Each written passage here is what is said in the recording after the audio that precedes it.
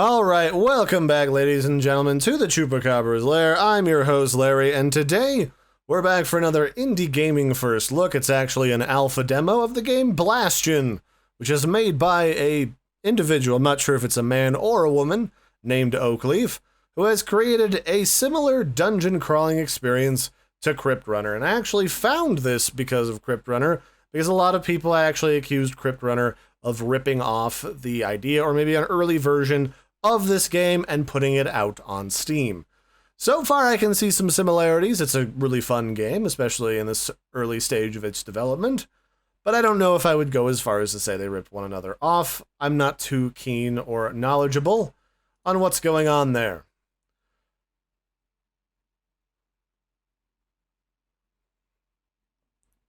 Alright, we're descending into the bowels of the dungeon. We're a little green hooded suited character. I'd probably just go as far as to say that it's a little cute gremlin man. We just came out of the stairway down, and we are asked to open this gate. Grab this weapon. Wait, did I grab it? Ow. And go into this room and shoot these guys that are already keen on my death. And I would just as soon not deal with that, but that's fine. So it's a lot of the same idea here, a lot of dungeon crawlers. You go room to room, looking for different enemies and different loot that would power you up before you get to the final boss. Oh, I don't like this gun at all. And then you would get really powerful, try not to take a lot of hits, and defeat the evil boss for fame, fortune, and a lot of really swaggy loot that we could, I don't know, find some ritzy chicks to hang out with and date. Whatever the gremlins are up to these days. And this game already has featured a number of very annoying mob types that have trolled my soul, including a grabber type enemy right here. And what he does is he yanks you towards him and tries to murder you that way by sucking and crushing the life out of you with his giant gauntleted hand. And when he hasn't flung it forward to try and grab you and kill you, he is pretty much immune to bullet damage. So I found the easiest way of dealing with them is to just run up once they have deployed their arm and give them a good old-fashioned stab and not leave it to chance. I'm just going to walk up and give them the old knifey face, which is similar to the game Bullet Face, but involves more up-close and personal me time with your victim. I don't know if that's really what you're into, but there you have it. I would say that I definitely liked the advent of like a mini-map in this game that could maybe tell me where I was going. That's maybe something that's going to get added to a later rendition of the game, because I'm already kind of lost. And I always love things like additional traps in the floor, some slightly more 3D terrain, which this game definitely has, as opposed to a lot of games that are just flat sprites on walls. Oh, I don't like where this is going. This is a machine gun. Ha-ha! I'll get you now, my pretty! That's right. That's right, Mr. Cloak and Hand. I'll get you. I'll do it. I'll do it, you nerd. Come here. I'm gonna give you the old shigga-digga-digga-digga-digga. Nah, but you thought you were real fancy, Mr. Spider. Trying to get me, but I'm onto your game. I'm basically the Raid's version of Spider-Away. This is the bouncy bullet. I like this rapid-fire thing.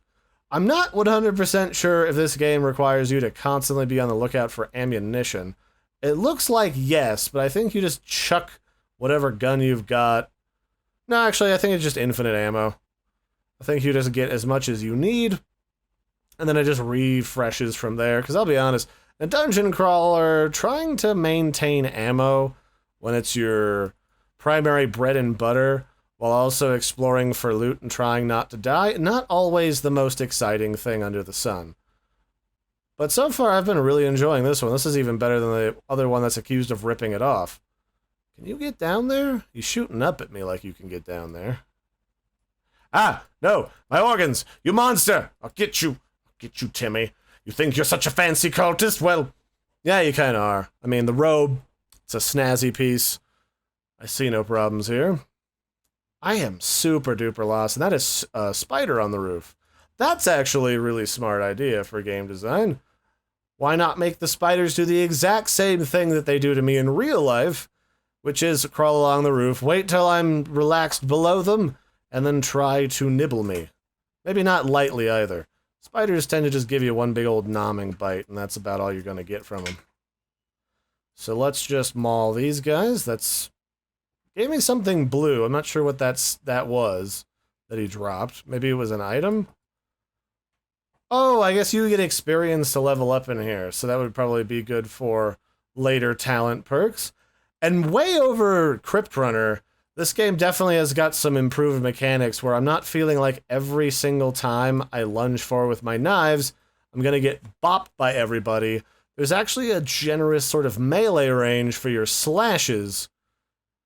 Okay, yeah, I like that. I don't know if this goes any deeper. I've run into a couple of gates that open, but they don't really go anywhere. I feel like these might be, in later renditions of the game, be the actual way to get down lower in the dungeon. But I think for right now, this is just sort of like a proof of concept early demo. And you know what? I dig it. I can definitely see where this is going. And there's also 3D rate of fire, so you're not just shooting on a flat plane. There's actually stuff above you can shoot before it gets to you. I can see a bunch of like wall-hugging, ceiling-crawling like monsters that you could put in here. And it's not just because I used to watch a lot of stuff like Vampire Hunter D when I was a kid. 'Cause that definitely had lots of stuff. Kind of like the wall masters in The Legend of Zelda. Those things never really scared me, but boy, they were kind of creepy if you stopped moving and something would come to get you. Because up until that point, you know, there's a lot of dungeons that you could just hang out in and nothing would try to eat your face. So what are these blue things? They're 10 points of, I'm assuming, experience. Oh, I'm getting attacked now from all sides. Get out of here, Spider Bob. Where's your friend, the Gauntlet? Come here, Mr. Claw. You thought you were cool when you were fighting Inspector Gadget, but now you gotta deal with me! I'm slightly more competent when it comes to homicide. Only slightly, though. 'Cause I don't think that was really Inspector Gadget's thing. I would say that I wouldn't mind being able to destroy more environmental objects, like piles of skulls or some of these oddly colored sconces, because they've got, like, white, kind of yellowy fires here and there, and there's also, like, gold-colored ones, so I wouldn't mind if, like, occasionally you found an off-colored one that turned into a good luck pickup or something. I mean, you know, they clearly have gold in here, so I'm guessing that the intention is to later add some shops so that they can let you buy different upgrades that you didn't just randomly find while you were running around in the world. And you'd be good. I mean, more mobs, more environmental obstacles, some cool bosses. And this game is definitely going in the right direction. As to that slight controversy that I saw when Googling these two games, I don't know. Seems like they both claim to be the original creator.